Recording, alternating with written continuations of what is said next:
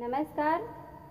एक पत्नी ह, ओकर पति बहुत दारू शराब पियत ह। ओकरे घर वाले बहुत सतावत हन। तो देखा उ लड़की का कहता। कवन भयल हमसे कसूरवा त कइला बेगनवा ए राजा।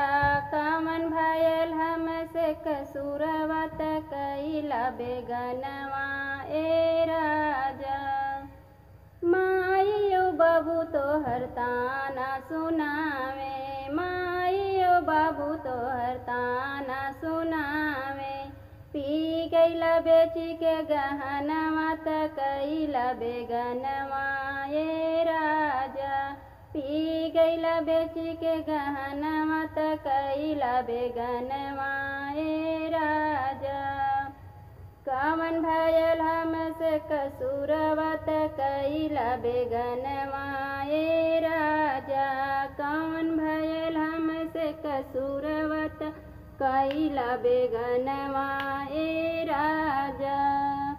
भैया यो भाभी तोहर घर से निकाले, भैया यो भाभी तोहर घर से निकाले। नाही बाटे गोदी में ललनवा त कइला बेगनवा ए राजा। नाही बाटे गोदी में ललनवा त कइला बेगनवा ए राजा।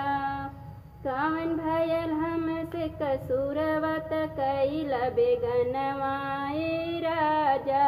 कवन भयल हमसे कसूरवा त कइला बेगनवा ए राजा। माइयो बाबू तोहर ताना सुनावे, माइयो बाबू तोहर ताना सुनावे। पी गइला बेची के गहनवा त कइला बेगनवा ए राजा। पी गइला बेची के गहनवा त कइला बेगनवा ए राजा।